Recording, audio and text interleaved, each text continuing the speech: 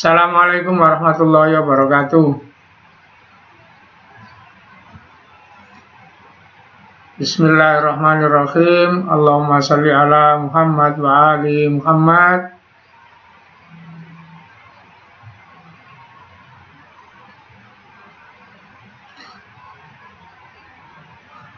Allahumma la ilma lana illa ma 'allamtana innaka antal alimul hakim. Sebelum pelajaran dimulai, seperti biasa, yang sudah gabung ini tolong selfie, wajahnya ditampilkan secara live, videonya dinyalakan untuk snipping tool untuk absen. Halo, saya tunggu. Ya, nggak apa-apa sudah. Halo, silakan. Wajahnya ditampilkan. Ayo, Sahal, Afina, Husin Alatas. Oke, Husin, terima kasih. Muhammad Bakir. Oke, ditampilkan wajahnya ya. Ya, walaupun rambutnya nggak karu-karuan itu, Husin Alatas nggak jadi masalah. Oke, oke, ditampilkan wajahnya. Nafkan, halo, tinggal Nafkan. Nafkan, halo. Nafkan. Dengar apa enggak Nafkan itu? Halo. Sahal, jangan keluar Sahal. Sahal, wajahnya ditampilkan lagi ya Sahal. Halo. Oke, ditahan dulu ya. Mau saya snipping tool. Nafkan, halo. Nafkan, halo. Iya, wajahnya ditampilkan nak. Halo, untuk absen snipping tool. Halo. Nafkan. Videonya dinyalakan. Halo. Halo, tinggal Nafkan toh ini. Ya, videonya dinyalakan, wajahmu ditampilkan. Nah, halo. Tinggal Nafkan ini belum, yang lain sudah bagus, pertahankan ya. Halo. Halo Nafkan. Oke, nggak bisa ditunggu. Sahal wajahnya ditampilkan, terus Somad wajahnya kurang naik sedikit. Oke, pas. Oke, saya snipping tool. Oh, kenapa MJ ini kok keluar? Halo. Oke, saya snipping tool ya. Tahan dulu, oke. Ditahan dulu, saya snipping tool. Bentar ya. Nah, ini untuk absen. Oke.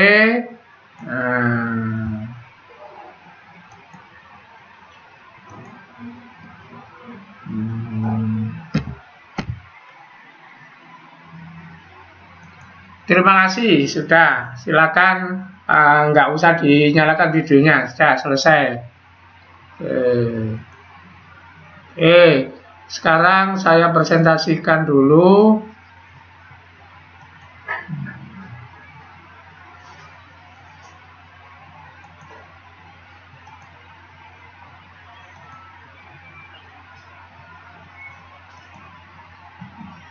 Oke, bentar dulu ya.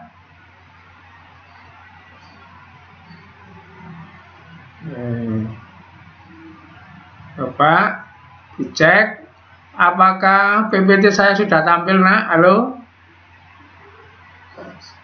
Oke, kalau sudah kita mulai pelajarannya ya. Jadi ini lanjut dari yang dulu tentang kerajaan tumbuhan atau kingdom plantae. Tumbuhan yang pertama sudah kita bahas. Nah, sekarang tumbuhan yang kedua. Siapa masih ingat tumbuhan yang paling sederhana dulu? Golongan apa, nak? Halo? Halo? Yang paling sederhana sebelumnya yang sudah kita bahas dulu, golongan apa? Lumut ya. Lumut atau bryophyta. Ini dulu sudah. Ya, sekarang tumbuhan tingkat kedua. Paku. Paku ini bahasa Indonesia boleh, pakis boleh ya. Bahasa Indonesia bisa paku, bisa pakis. Yang aman itu sebenarnya pakai kata pakis. Kalau kata paku ini kita nanti rancau dengan paku yang dipakai di bangunan itu kan gitu. Nah, nanti bahasa Latinnya Pteridophyta. Contoh tanamannya ini. Nah, untuk kehidupan sehari-hari yang paling khas paku itu apa? Semua paku ketika masih kecil itu pasti demikian bentuknya. Pasti. Seluruh paku kalau baru tumbuh itu pasti bentuknya seperti ini. Gimana bentuknya? Halo? Halo? Enggak, ini yang atas ini loh. Ini yang melingkar. Jadi ya melingkar ya. Jadi semua paku nanti bentuknya itu melingkar. Saya kira ada yang masuk tadi, oke. Jadi ingat-ingat semua paku waktu kecil itu ciri ya ciri khasnya ini pasti paku itu pasti ciri khasnya ini ya. Kalau belum dewasa itu pasti begini. Baru tumbuh belum ada daun nanti dia akan melingkar seperti ini. Nah, oke. Nah, paku kita tahu nanti batangnya sudah jelas. Daunnya sudah jelas. Nah, di daun itulah tempat menghasilkan spora yang sekarang bintik-bintik ini. Nah, ini dibaliknya, bagian permukaan bawah daun, gitu ya. Jadi paku itu sudah jelas batang, sudah jelas daun, sudah jelas akar, plus di daunnya nanti ada noda-noda seperti ini, itu tempat menghasilkan spora. Oke. Jadi sporanya paku dihasilkan di bagian apa, nak? Halo? Halo? Iya, di bagian mana ini sporanya paku ini? Bukan, di bagian apa ini? Daun. Jadi spora paku itu keluar dari daunnya, bukan batangnya, bukan akarnya. Jadi nanti ada daun penghasil spora. Oke, kita lihat cirinya paku. 1, kormus. Apa? Batang, akar, daun sejati. Maksudnya sudah sempurna. 2, akarnya serabut. Jadi akarnya masih kecil-kecil, serabut. 3, daunnya. Nanti ada daun tropofil, sporofil, troposporofil. Nah, perhatikan. Kalau ada daun tidak ada bintik-bintiknya begini, maka daun itu khusus untuk fotosintesis. Nah, kemudian kalau daun-daun itu punya bintik-bintik begini, maka daun itu penghasil spora. Nah, jika daun itu double, maksudnya double itu ada sporanya, maka dia punya gelar troposporofil. Apa? Di sini tempat spora iya, berfotosintesis iya. Saya ulang. Jika daun itu nggak punya spora, maka khusus untuk fotosintesis. Daun itu namanya tropofil. Jika punya spora, maka disebut sporofil, penghasil spora. Nah, kalau penghasil spora, maka dia punya nama lain, otomatis ini, troposporofil. Artinya apa? Daunnya begini ini berspora iya, kemudian untuk fotosintesis iya. Itulah macam-macam daun, begitu. Oke? Saya ulang ya, jadi paku itu sudah jelas akar, batang, dan daunnya, kemudian menghasilkan spora di daun. Nanti daun ada daun sporofil, ada daun tropofil, ada daun troposporofil. Nah, ciri yang keempat tadi ini, daun muda menggulung pasti. Kemudian membedakan dia dengan lumut ini. Apa? Silim dan fluim sudah ada. Ini beda paling prinsip antara lumut dengan paku. Jadi sudah punya jalannya air. Yang lain sama. Yang lain apa? Berspora sama dengan lumut. Tempat lembab sama. Mengalami pergeseran keturunan metagenesis sama. Jadi yang paling prinsip nanti selain kesempurnaan itu adanya jalannya air, pembuluh atau pipa namanya silim, dan penghasil fotosintesis nanti jalannya lewat fluid. Ini beda paling prinsip. Oke, sampai di sini ada yang ditanyakan? Halo? Oke, kalau nggak ada, nah ini pembagian paku nanti. ada Psilopetine, ada Lycopodine, ada Equisetine, ada Filicine. Bentar, temannya ada yang masuk.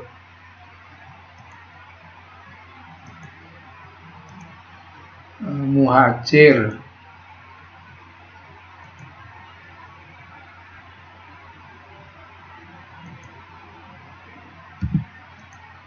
Oke, saya lanjutkan. Jadi nanti paku dibagi 4 ya. Paku dibagi 4, Psilopetine, Lycopodine, Equisetine, Filicine. Siapa yang masih ingat kalau lumut kemarin dibagi menjadi berapa, nak?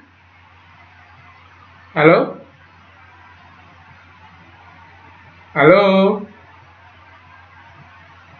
Halo? Kalau lumut kemarin bagi berapa? 3. Coba saya ingat-ingatnya. Ada lumut bernama lumut hati, itu yang pertama. Kenapa disebut lumut hati?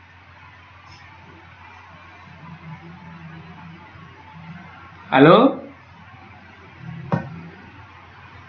Oh, buat ngobatin sakit liver. Bentuknya sendiri lumut hati bagaimana kemarin? Lebar tipis. Selain lumut hati, lumut yang kedua diberi nama lumut apa, nak? Lumut tanduk, begitu. Nah, sekarang untuk paku. Halo, kenapa? Halo? Ya, sekarang untuk paku Sekarang untuk paku dibagi menjadi 4. Ini, oke. Kita lihat. Nah, inilah paku. Jadi ini macam-macam paku ini ya. Itu yang membuat nanti paku dibagi menjadi 4. Ya. Jadi ada paku nomor 1 ini, nama individunya disebut Platycerium bifurcatum. Bahasa Indonesianya ini nanti namanya paku tanduk rusa, karena seperti tanduk rusa. Ini nama individu dulu ya. Terus ini Adiantum cuneatum. Ini nanti bahasa Indonesianya ini paku kawat gitu. Ya. Kemudian nanti ada Cyathea cooperi. Ini nanti paku tiang. Ini individu dulu. Nah, dari ini nanti dikelompokkan jadi 4. Nah, jadi apa saja? Psilopetine, Lycopodine, Equisetine, Filicine. Nah, itu jadi seperti ini. Oke. Sebelum saya lanjutkan, supaya kita belajarnya nggak ngambang, sama dengan lumut. Kenapa paku ini dipelajari? Itu? Maka kita harus meneliti hubungan kehidupan paku ini dengan manusia. Kira-kira ada nggak manfaatnya paku ini ya bagi kehidupan orang? Halo? Ada. Misalnya apa?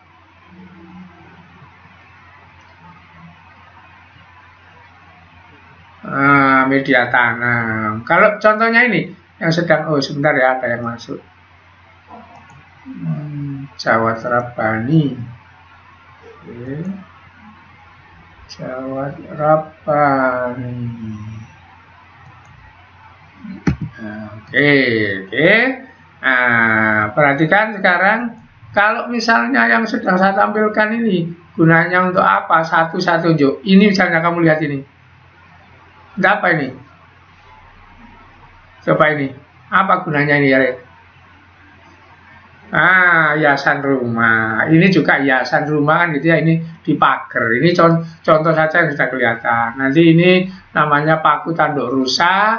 Ini nanti paku suplir. Ini di hotel-hotel banyak seperti ini. Di rumah saya ada ini. Ya, ini di rumah saya ini. Nah, di rumah saya ini. Sekarang di rumah saya sedang besar sekali ini. Nah, oke. Jadi paku itu kenapa kita pelajari? Karena ada manfaatnya. Contohnya yang tampil di sini untuk hiasan. Nah, kita lihat manfaat paku dulu sebelum kita apa ya, mempelajarinya supaya belajarnya itu tahu gunanya. Lah ini manfaat paku ya.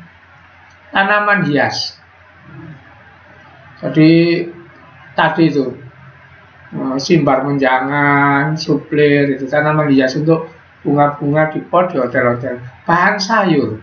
Jangan lupa paku itu ada yang bisa dimakan ya.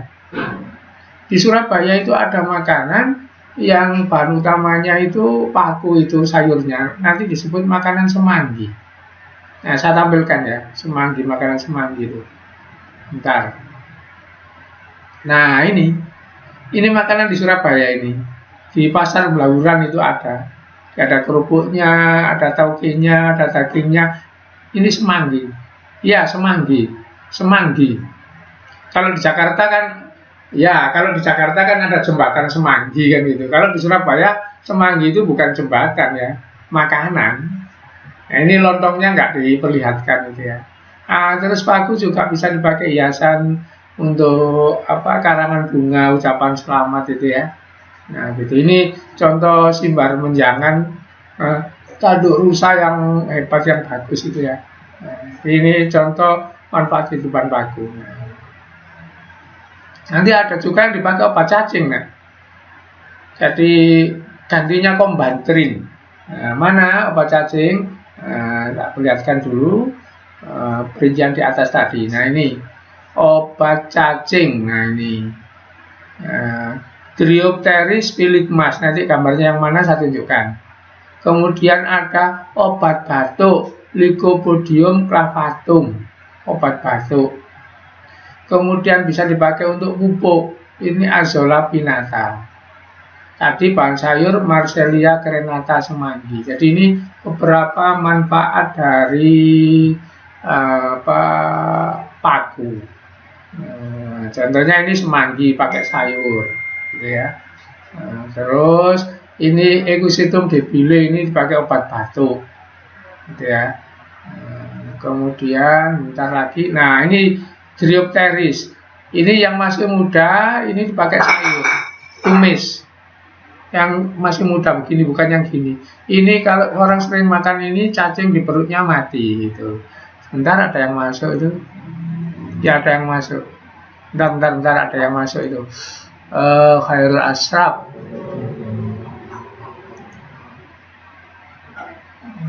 Halo, ada yang ditanyakan nak? Halo?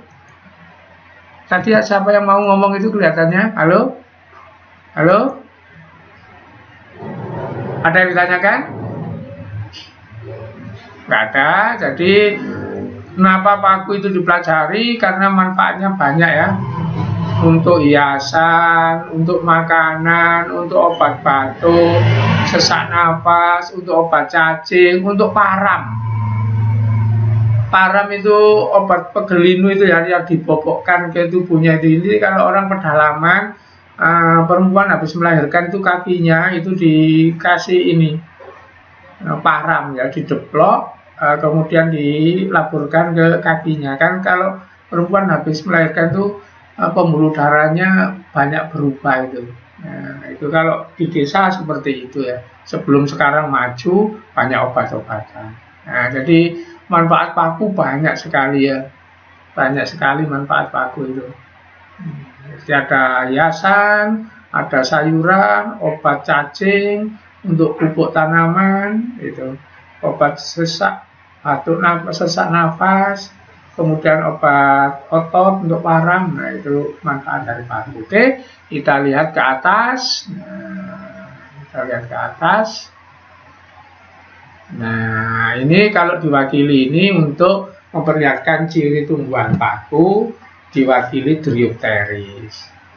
Jadi saya ulang, untuk ciri tumbuhan paku yang ini ya, diwakili satu ini, batang, daun jelas, akar serabut, kalau masih muda menggulung. Akar yang serabut itu nanti batangnya itu ada yang tidak naik ke atas ya, batangnya itu ada yang ke samping begini. Ini Pak tangkai daun. Nah, batang yang ke samping, tidak ke atas, tidak tegak, itu nanti namanya rizom. Jadi mohon dibedakan ini, kalau yang kecil-kecil ini akar, kalau ini batang.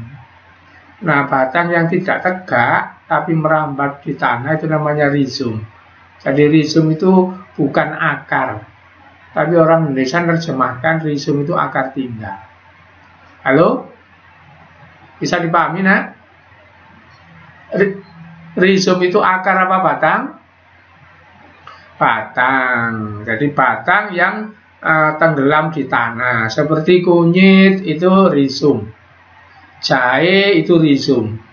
Jadi jahe yang kamu pakai untuk minuman itu rizom, itu batangnya itu, tapi tenggelam di tanah. Oke? Jadi ini struktur paku.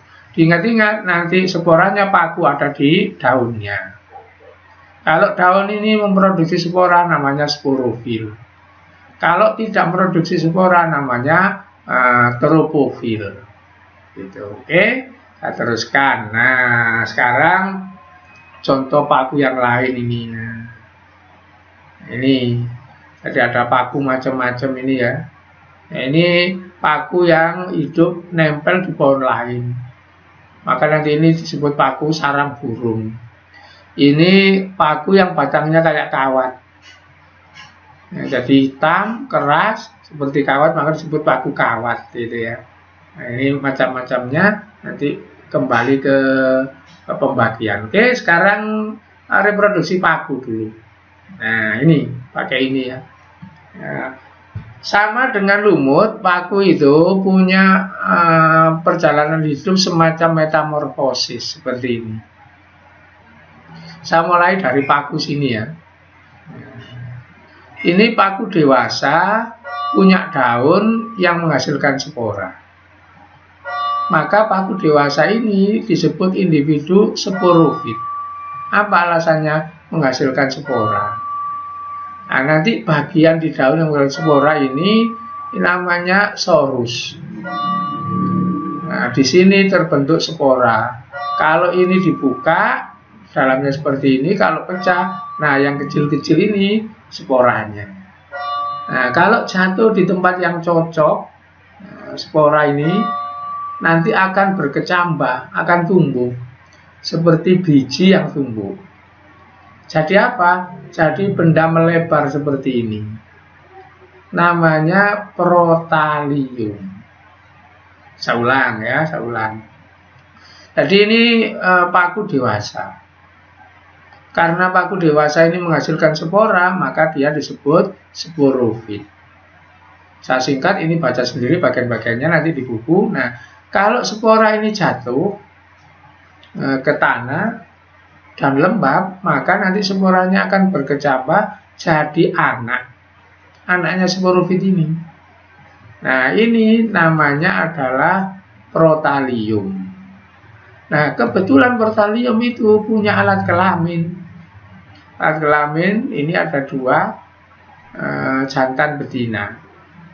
Nanti ada yang punya satu tok, jantan tok, betinanya di tempat lain. Ada yang jadi satu, jantan betina ngumpul jadi satu. Nah, karena protalium ini punya alat kelamin, maka dia kawin, maka disebut gametofit. Nah, yang individu yang dewasa ini karena nggak kawin menghasilkan spora, maka disebut sporofit. Oke, sekarang saya sampai di sini. Jika ini kawin, spermanya ketemu dengan telurnya, maka nanti dari sini tumbuh individu. Ini sekarang saya pindah ke sini. Nah, ini protalium. Nah, ini. Kemudian hasil perkawinan ini yang melungker tadi itu, yang apa? Tertekuk tadi itu. Nanti ini paku muda ini akan jadi paku dewasa seperti ini. Jadi ini nanti berputar-putar, maksudnya apa? Sporofit menghasilkan spora jadi anak, namanya gametofit atau protalium. Protalium kawin menghasilkan anak, namanya sporofit. Inilah yang saya ceritakan dulu, diingat-ingat. Ayam menghasilkan telur, telur berubah jadi ayam. Itu namanya proses metagenesis. Coba kita lihat tulisan metagenesis ada enggak? Nah, ini mengalami metagenesis. Apa? Fase sporofit fase gametofit. Saya tanya, sporofit tadi artinya apa, nak? Halo? Yang menghasilkan spora. Nah, yang menghasilkan spora. Untuk paku yang menghasilkan spora siapa? Daun, artinya paku yang sebenarnya. Jadi ini kan paku yang sebenarnya. Paku yang sebenarnya kan. Ini itu nggak kelihatan, nah ini. Jadi kalau ini ya, saya tunjukkan gambar seperti ini. Ini sporofit semua. Sporofit semua ini. Nah, terus ini sporofit semua.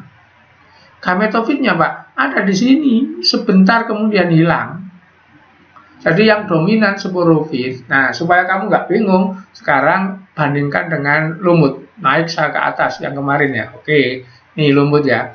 Kalau lumut, ini kan gametofit. Yang utama ini.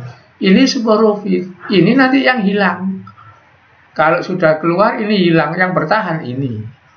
Apa? Gametofitnya ini yang bertahan. Sporofitnya yang hilang. Nah, kalau paku dilihat ini. Nah, lihat. Nah, ini sporofit, gametofitnya hilang. Ini sporofit, semua sporofit ini. Gametofitnya di sini yang menghasilkan ini hilang. Jadi kalau paku yang bertahan itu sporofitnya ya. Kalau lumut yang bertahan itu gametofitnya. Jadi gini, kalau lumut individu yang sebenarnya ini gametofit. Terus sporofitnya, Pak, yang atas ini yang mudah hilang. Gitu. Kalau paku, individu yang benar yang bisa dilihat oleh orang-orang, nah ini itu sporofitnya terbalik, yang tidak kawin. Nah ini sporofit semua. Nah, oke, paham ya? Halo? Halo? Paham. Sekarang kalau paham, saya tanya kalau paham ya. Pertanyaan pertama. Untuk lumut, individu yang sempurna yang sebenarnya itu individu gametofit apa sporofit? Untuk lumut, gametofit. Nah, sekarang untuk paku, individu yang sebenarnya ini yang dominan ini yang kelihatan ini sporofit apa gametofit? Sporofit. Jadi begitu ya, sederhana sebenarnya. Oke, sudah paham. Nah, maka nanti sporofit dengan gametofit itu bergantian. Nah, sehingga nanti jadi kata-kata seperti ini. Spora tumbuh jadi individu yang tidak sempurna tadi, namanya protalium. Punya alat kelamin jantan, punya alat kelamin betina. Maka dia karena punya alat kelamin disebut gametofit. Itu. Kemudian kalau punya alat kelamin menghasilkan sel kelamin kawin. Jadi paku. Nah, paku yang dewasa itu karena berspora disebut sporofit. Tempat spora di daun nanti namanya bulatannya sorus. Dalamnya ada spora begitu. Oke. Nah, sekarang perhatikan bagan ini ya. Nggak usah ribet, nggak usah bingung. Pak kok ruwet? Enggak, gampang saja. Perhatikan di sini, spora. Ini apa, nak, bacanya? Protalium. Gitu. Sekarang ini mikrospora, megaspora. Nah, beda sedikit. Kalau mikronya dihilangkan, meganya dihilangkan kan sama spora juga kan. Nah, sekarang di sini protalium. Kalau mikronya dihilangkan, meganya dihilangkan kan sama. Oke, sekarang kamu perhatikan di sini protalium. Dia punya alat kelamin jantan, punya alat kelamin betina. Mana gambarnya? Ini tadi. Ya. Nah, sekarang ini protalium. Dia punya alat kelamin jantan. Tidak punya alat kelamin betina. Nah, karena alat kelamin jantan kecil, maka disebut mikro. Nah, sekarang ini, protalium, meganya nggak saya tulis dulu. Dia punya alat kelamin betina, tidak punya alat kelamin jantan. Karena alat kelamin betina besar disebut mega. Sekarang saya tanya, ya, paku nomor 1 ini dengan paku nomor 2 ini, apa bedanya?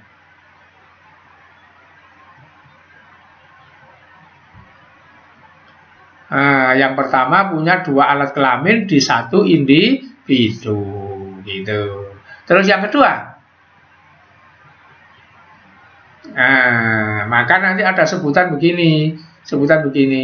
Paku yang pertama ini disebut berumah satu. Apa maksudnya? Apa maksudnya berumah satu? Ini dan ini di satu rumah. Saya ulang, paku yang pertama ini jenis berumah satu. Apa? Ini dan ini di satu rumah. Supaya nggak bingung, saya lari ke gambar. Perhatikan. Ini disebut berumah satu. Karena apa? Alat kelamin ini betina dan jantan ada di satu. Itulah alasannya disebut berumah satu. Nah sekarang, saya nggak punya gambarnya tapi ya, ini disebut berumah dua. Karena apa? Antheridium ada di satu protalium, Archegonium di protalium yang lain. Jadi umpama saya ada gambarnya, ini harus saya coret, perhatikan. Nah, jadi ini dicoret, nggak ada, punya ini dok. Ngerti maksudnya? Halo, ngerti maksudnya? Terus kalau ini dicoret punya ini dok, kan gitu. Maka protalium, maka ini gamet ini, 2 gamet ini terpisah di 2 individu, maka disebut berumah dua. Oke, saya teruskan ya. Jadi itulah pengertian berumah satu, berumah dua gitu. Jadi ini tipe berumah satu, ini tipe berumah dua. Ngapalkannya gampang. Pokoknya kalau protalium punya 2 alat kelamin berarti berumah satu. Kalau protalium punya hanya 1 alat kelamin berarti berumah dua, gitu ya. Oke. Nah, inilah pengelompokan paku-paku. Perkembangannya sudah ya, selesai. Sekarang pengelompokan paku-paku. 4 tadi ya, Psilopithine, Lycopodine, Equisetine, Felicine. Gimana cirinya? Kita lihat. Nah, ini. Apa? Psilophyta atau Pithine itu ini. Pterophyta itu ini. Kemudian Sphenophyta itu ini, Lycophyta ini. Pak, kok beda? Ya, ada yang nyebut pita, sama saja. Ini pakai dine, sampingnya kan pita. Psilopithine, garis miring, Psilotophyta. Lycopodine, garis miring, Lycophyta. Equisetine, halo, kenapa? Iya, ya itu sebutan kan. Equisetine di sini, ini agak beda ya, Sphenophyta. Felicine lagi jarum beta ya, Pterophyta. Oke, sekarang kita lihat. Nah, saya tanya kamu ya. Saya tanya ini, menurut kamu ini, seret ini ya, paku yang paling sempurna apa? Yang kelihatan sempurna padanya.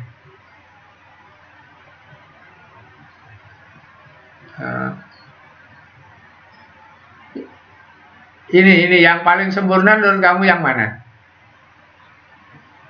Ini.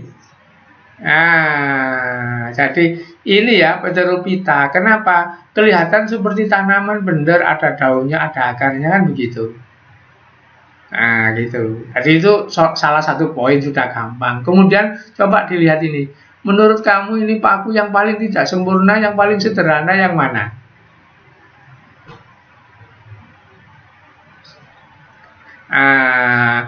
Ada yang jawab Sphenophyta, ada yang jawab Psilophyta, boleh. Sekarang kita cek ya, kita cek satu persatu. Nah ini, Psilotophyta disebut paku purba.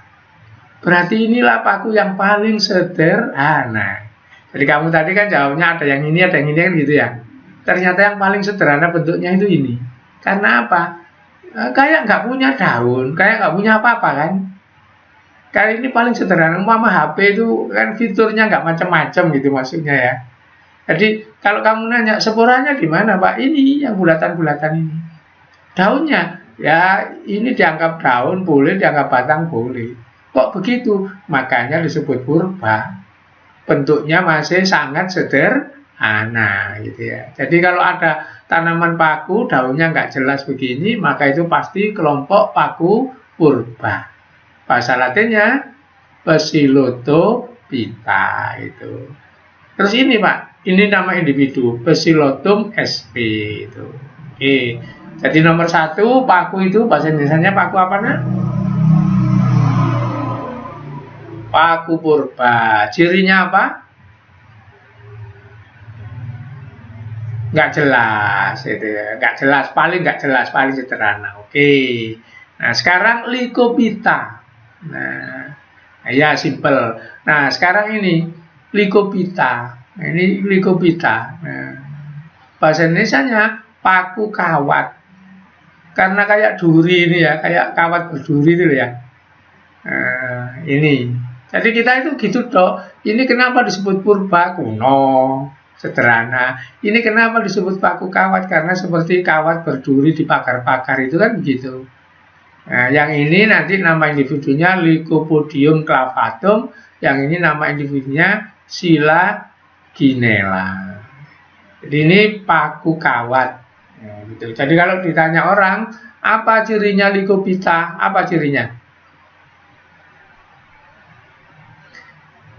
Seperti kawat. Apa cirinya Psilotopita? Sederhana, nggak punya apa-apa gitu ya. Gitu, oke. Kalau ditanya apa contohnya Psilopita? Contohnya,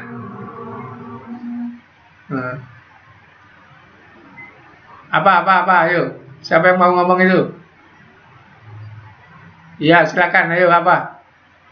Ya, iya,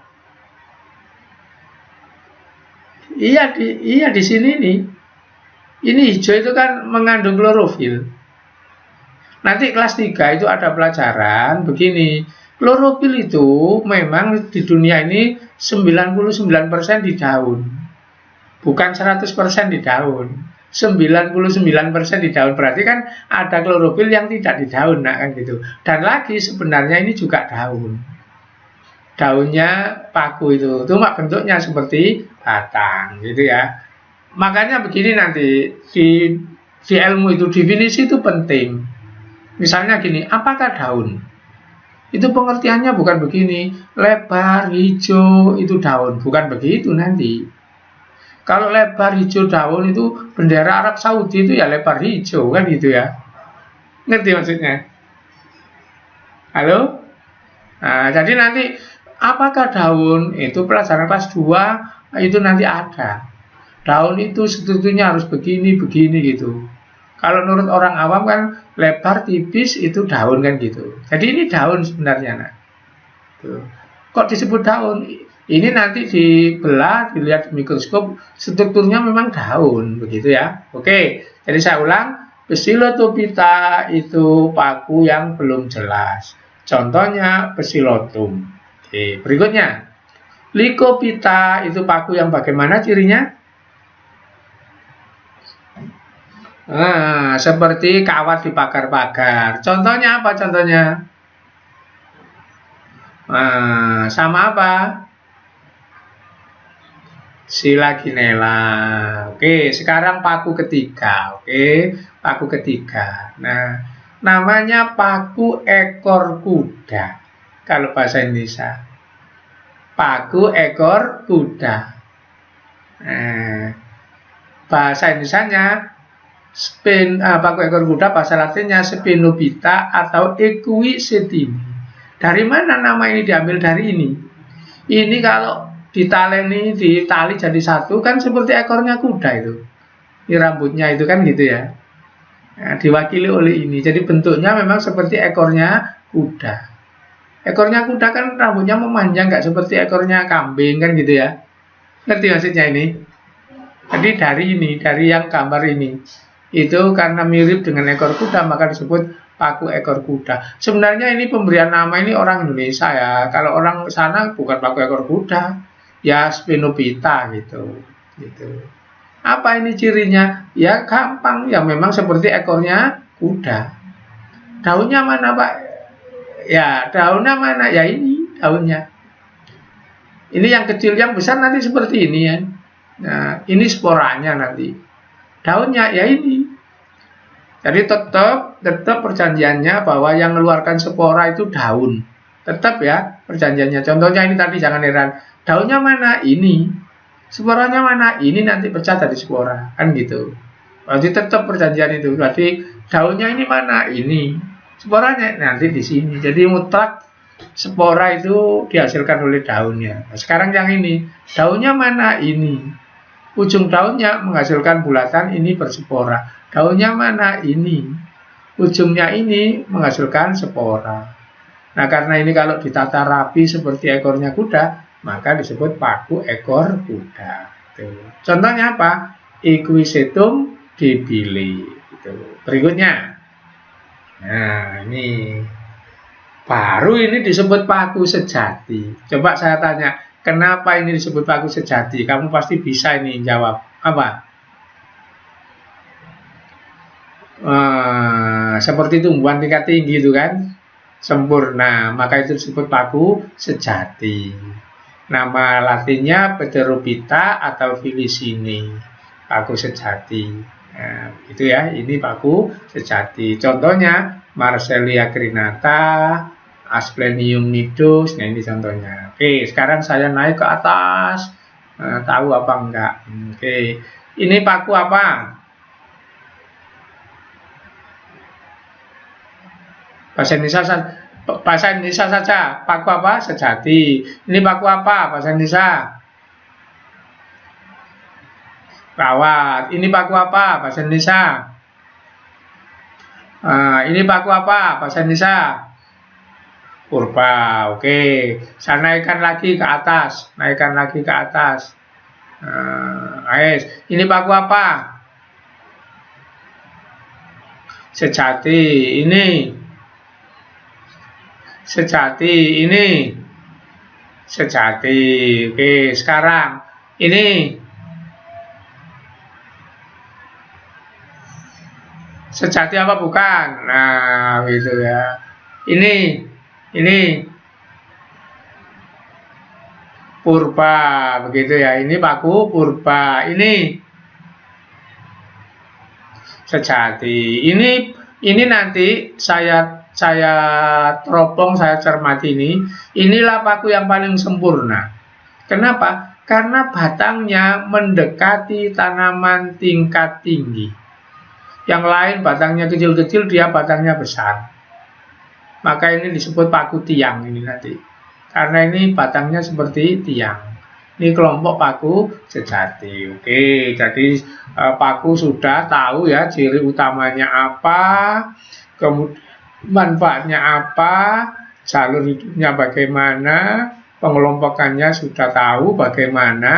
Nah, itu. Nah, sekarang kita lihat per masing-masing. Per masing-masing. Nah, ini paku sejati Dryopteris. Ini tadi adalah untuk obat cacing. Mana obat cacing? Nah, ini obat cacing Dryopteris. Bendanya seperti ini. Berikutnya Psilotophyta. Ini Psilotum. Jadi ini yang paku purba.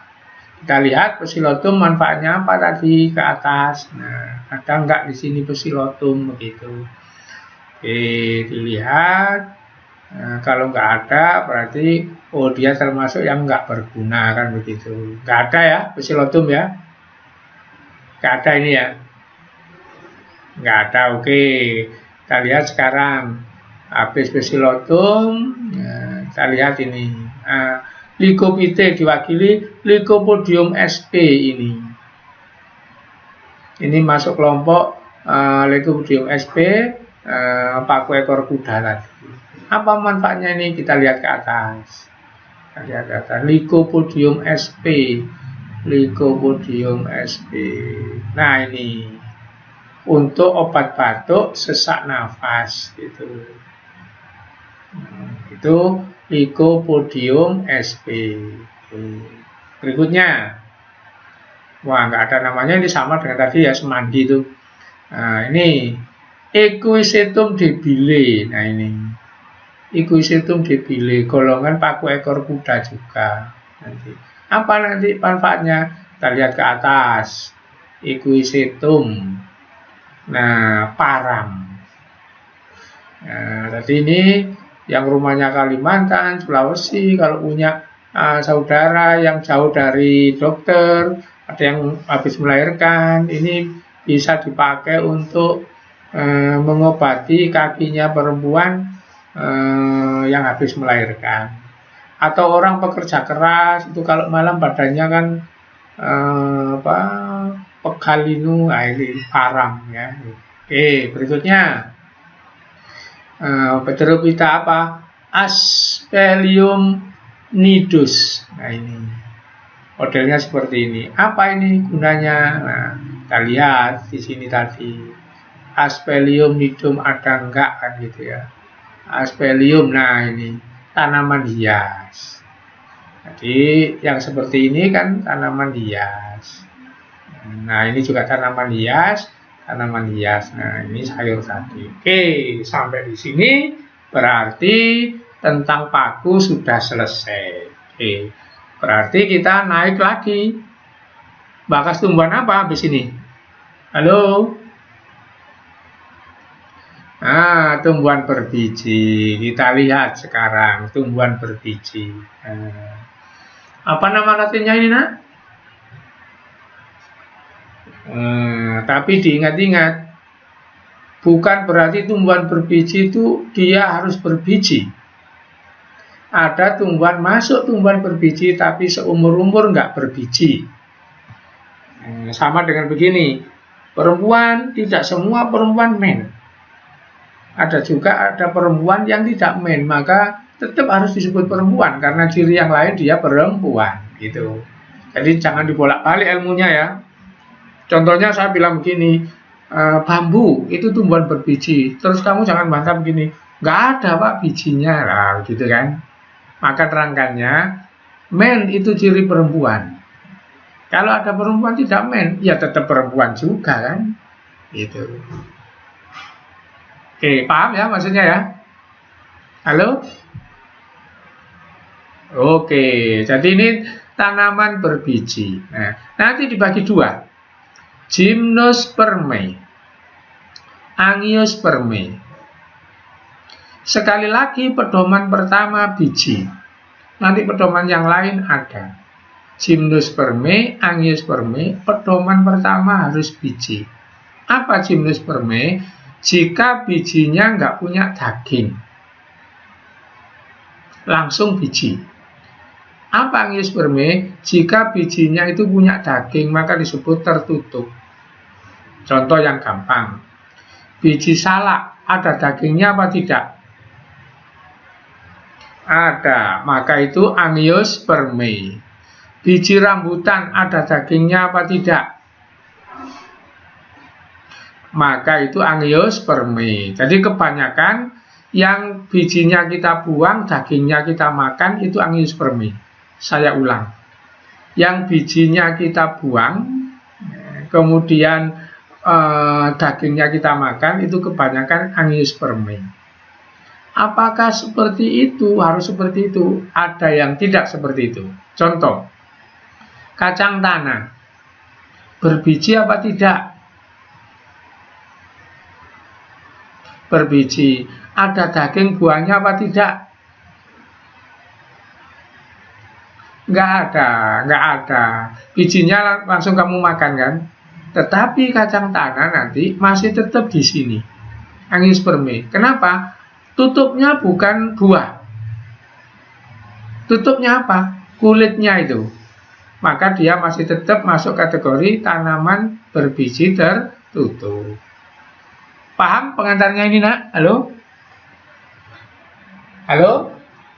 Oke. Jadi pertama yang pasti ya, yang pasti begini. Kalau ada tanaman, ada bijinya, ada dagingnya, pasti nih wis, pasti sini. Gitu. Kemudian kalau ada tanaman, ada bijinya, nggak ada dagingnya, belum tentu gymnus, masih bisa ini. Contohnya kacang tanah, kacang hijau. Itu memang langsung biji, tapi kan ada bungkusnya itu, maka masuk kategori berbiji tertutup. Oke, kalau paham. Sekarang saya tanya, pepaya masuk gymnus apa angius? Angius, karena yang kita makan itu kan dagingnya, bijinya kan di dalam ya. Oke, sekarang saya tampilkan cirinya lengkap. Nah, gymnus spermae, bakal biji tidak tertutup, batang berkambium, akar tunggang, daun umumnya tebal, terjadi pembuahan tunggal, alat reproduksi strobilus. Saya tanya, cirinya 1, 2, 3, 4, 5, 6. Maka ciri yang paling utama nomor berapa?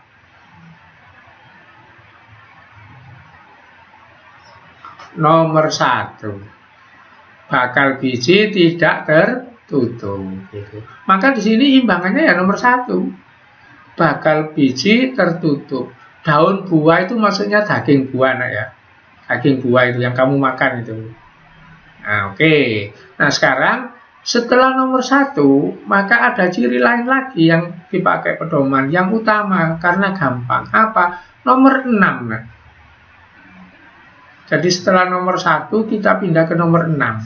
Apa nomor 6? Alat reproduksi strobilus. Di sini alat reproduksi bunga. Ini memudahkan. Jadi tanaman itu kalau berbunga pasti angiospermae. Saya ulang, kalau tanaman itu berbunga pasti angiospermae. Nggak peduli bijinya buahnya. Paham ini maksudnya kira-kira? Oke, nah, nanti kalau kita pedoman nomor 1 nggak tembus, nomor 6 nggak tembus, boleh ini. Contoh kasus bambu tadi.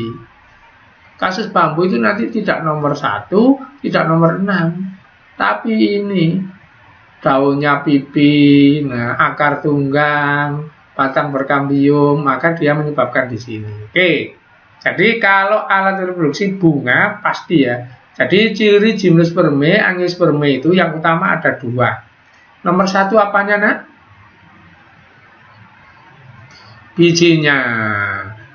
Nomor 2 kita lihat apanya, nak? Alat reproduksinya. Sekarang saya tanya, anggrek masuk mana? Angiospermae. Apa dasarnya?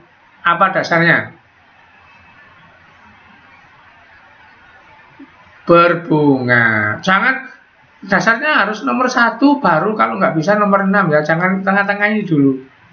Kalau nomor 1 nggak ada, lari ke nomor 6. Kalau nomor 6 nggak ada, baru lari ke atasnya. Ngerti maksudnya?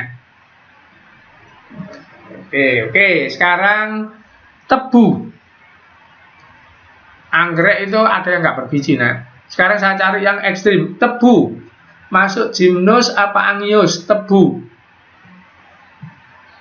Angio. Pakai dasar apa kamu? Salah.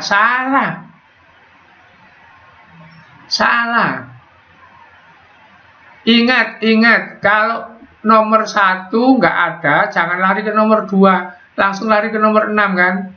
Saya tanya, tebu ada bunganya apa enggak? Ada, tebu ada bunganya ya. Pak, saya kok nggak pernah melihat. Ya karena tebunya baru tinggi sudah kamu ambil sebelum berbunga, kan begitu. Tebu ada bunganya ya. Warnanya putih-putih di ujungnya itu. Ngerti maksudnya ini? Oke.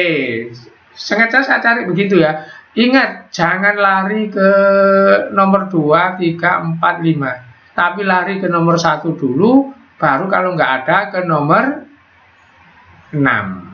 Ngerti maksudnya? Oke. Kelapa. Masuk apa?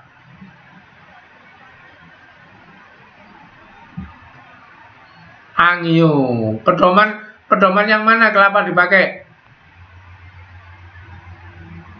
1 sudah cukup. Nggak usah lari ke nomor 6. Karena baru nomor 1 sudah kelihatan. Oke. Sekarang Blinjo.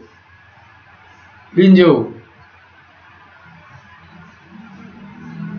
Nah, blinjo angio, salah. Nah, blinjo itu gimno. Blinjo itu gimno. Mungkin kamu nggak pernah tahu. Nanti saya tunjukkan kalau blinjo itu gimno. Perhatikan, saya tunjukkan ya. Begini. Nah, ini blinjo, nak. Ini blinjo. Ini temannya blinjo itu. Gitu. Ternyata blinjo itu nggak ada bunganya. Bijinya, Pak, ada, nggak ada dagingnya. Nggak ada bunganya blinjo itu. Nah, bunga itu ya apa sih? Bunga itu yang begini, ini bunga ya. Mohon maaf sebentar. Bentar dulu, saya jauh ke belakang. Ini kan bunga ini. Jadi kalau ada kelopak, mahkota, itu bunga. Kalau nggak ada ini, tidak. Oke, sekarang saya naik ke atas ya. Perhatikan. Naik ke atas dulu. Ini saya nerangkan nomor 6 ya. Alat reproduksi strobilus. Di sini alat reproduksi bunga. Saya tunjukkan strobilus. Ini strobilus. Ini strobilus. Strobilus. Nah, tanaman ini maka kelompok gymnus. Nah, saya tunjukkan lagi strobilus. Nah, ini strobilus. Nah, ini strobilus. Sebab kalau bunga itu harus ada mahkota, kelopak, apa ini nggak ada. Nah, kemudian saya tunjukkan lagi, ini strobilus. Ini di dekat makam itu ada. Nah, ini strobilus. Ini strobilus. Nah, ini juga strobilus. Nah, ini strobilus. Ini gantinya bunga. Baru nanti terakhir saya tampilkan bunga. Nah, ini tanaman-tanaman ini masuk gymnospermae. Karena nggak punya bunga, hanya punya strobilus. Nah, strobilusnya, nah ini strobilus. Gitu. Kalau bunga bagaimana, Pak? Nah, ini melinjo ini, lengkap melinjo seperti ini. Sepertinya tanaman melinjo itu seperti tanaman biasa, normal, tapi bunganya nggak ada. Ya, karena bunganya nggak ada, hanya ada strobilus, maka masuk. Oke, paham ya? Saya kembali ke atas. Kembali ke atas. Jadi untuk masukkan gymnospermae, angiospermae, ciri nomor berapa tadi yang diambil? Nomor 1 dan nomor 6. Sekarang saya coba kamu tanaman yang lain yang meninggalkan 1 dan 6. Nah, nanti akan kamu jawab. Gitu ya. Ubi kayu, kaspe atau pohung itu, ubi kayu. Masuk gymnos apa masuk angios? Apa pedomannya?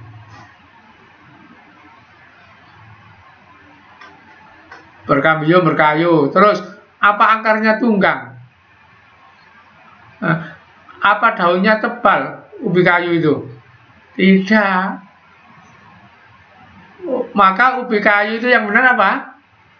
Angio ya.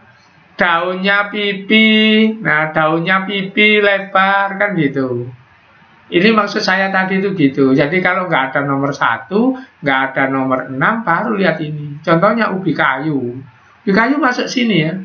Kenapa? Batangnya berkambium, boleh, tidak boleh. Tapi untuk ubi kayu berkambium. Akarnya tunggang. Terus daunnya ini. Ubi kayu poinnya di daun. Daunnya kan pipi. Sedangkan kalau gymnospermae itu daunnya tebal, kaku. Coba ini lihat. Daun gymnospermae lo tebal. Semua kaku, kecuali ini dok, ini pengecualian. Jadi daun ini kan daun jarum, tebal kaku. Terus nih, daunnya kan begini, kecil-kecil. Terus ini, nah daunnya kan seperti ini. Ini ciri dari gymnospermae kalau kita nggak punya nomor 1, nggak punya nomor 6. Boleh lari ke daun, ke akar, ke apa kan gitu. Oke, sampai di sini ada yang bertanya? Halo?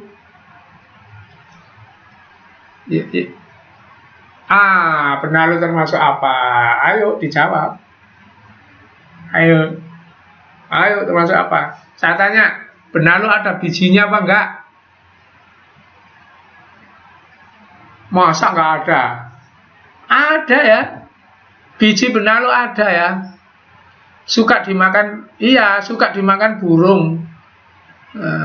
Ada bijinya benalu itu, biasanya dimakan burung, kemudian bijinya itu ada apa semacam getah nempel di paruhnya burung, sehingga burung itu memindah benalu dari pohon satu ke pohon yang lain, kan begitu.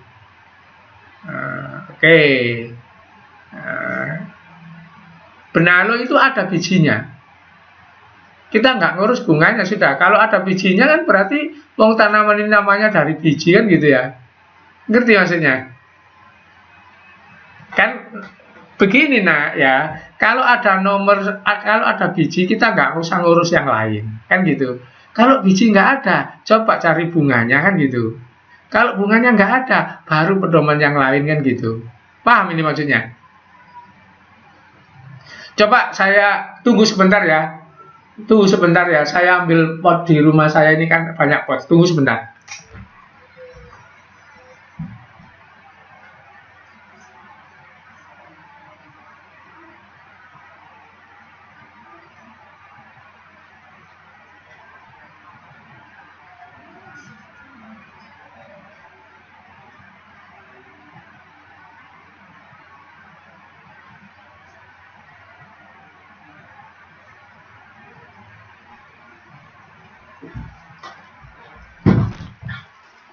Hey, halo, halo, halo, halo.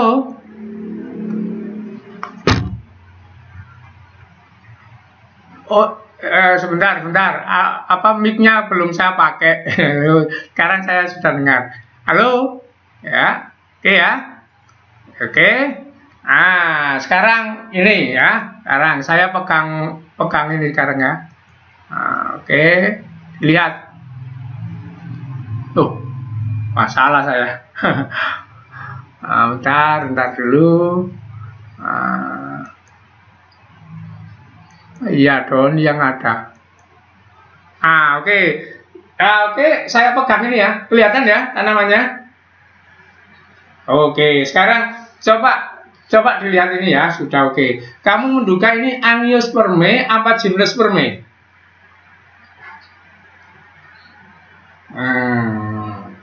Yang benar ini adalah Angiospermae. Dari daunnya ya, Angiospermae. Sekarang saya megang tanaman yang lain lagi. Ini lebih besar ya. Oke. Ini kelihatan ini nak? Halo? Kelihatan? Oke. Nah, sekarang ini golongan apa yuk?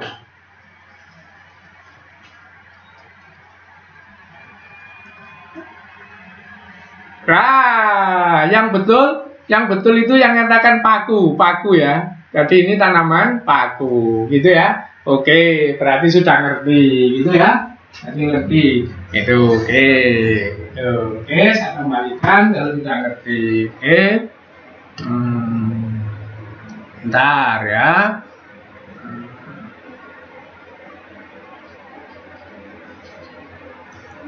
Oke, jadi inilah tadi pembagian tanaman ya. Kita sudah sampai pada Gymnospermae, Angiospermae, nanti perinciannya.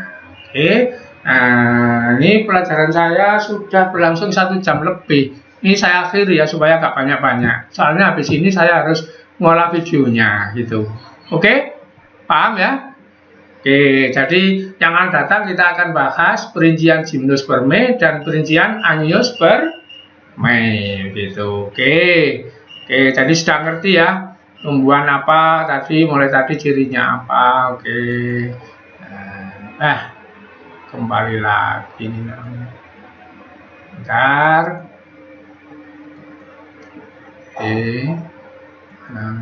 Bentar dulu saya cek absennya ya.